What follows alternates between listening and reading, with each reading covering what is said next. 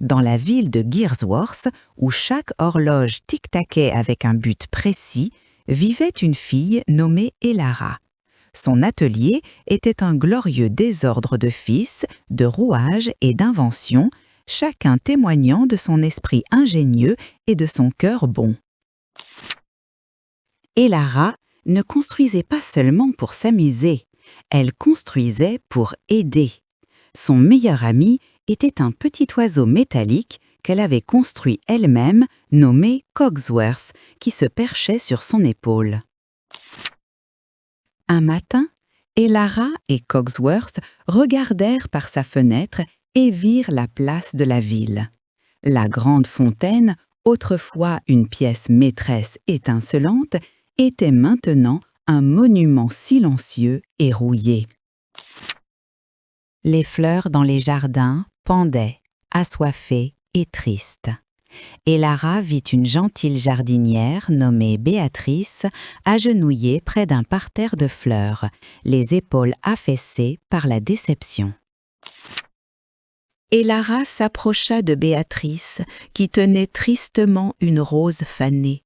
« J'ai tout essayé, » dit Béatrice d'une voix douce. « Sans la fontaine, les fleurs n'ont pas d'eau. » De retour dans son atelier, l'esprit d'Elara tourbillonnait d'idées.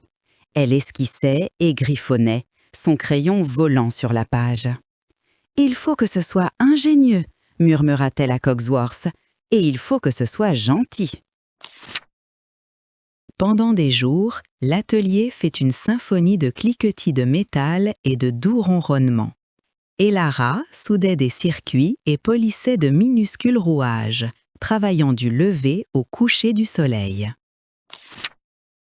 Finalement, la première machine fut terminée, grosse et maladroite, avec un grand entonnoir sur le dessus. Mais, au lieu de bourdonner et de s'animer, elle grogna, bascula et resta immobile. Une larme monta à son œil, mais elle sentit alors une douce tape sur sa main.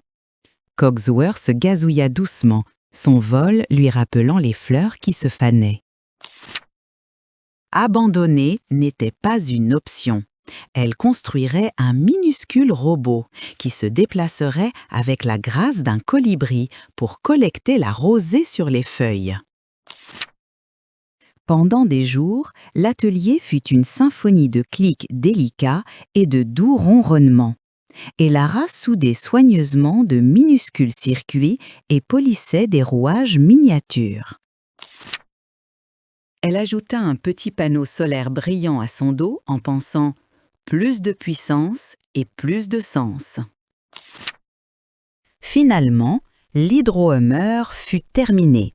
Il vacilla un instant, puis ses minuscules ailes commencèrent à bourdonner et il resta en suspension dans l'air. L'hydrohumeur filait dans l'atelier, collectant des gouttelettes d'eau et libérant une fine brume. Elara et Cogsworth regardaient, le cœur rempli de fierté. Elara porte soigneusement le petit robot sur la place de la ville, où le soleil commençait à se coucher, projetant une lumière dorée.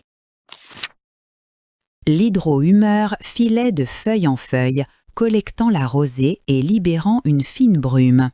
Lentement, une par une, les fleurs commencèrent à relever la tête.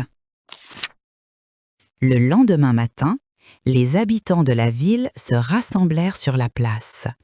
Les fleurs étaient en pleine floraison et l'air était rempli d'un doux parfum floral. L'hydrohumeur fila vers la fontaine silencieuse, déposant la rosée collectée dans le bassin, un flux constant de minuscules gouttelettes. Elara avait secrètement ajouté une pompe solaire à la base de la fontaine. Au fur et à mesure que le niveau de l'eau montait, la pompe se remit à fonctionner et la fontaine recommença à couler. Une acclamation éclata parmi les habitants de la ville. La fontaine était maintenant une pièce maîtresse étincelante, son eau dansant au soleil. Et Lara regardait de loin, un sourire tranquille sur son visage. Son invention avait fonctionné, et elle savait qu'aider les autres était la plus grande invention de toutes.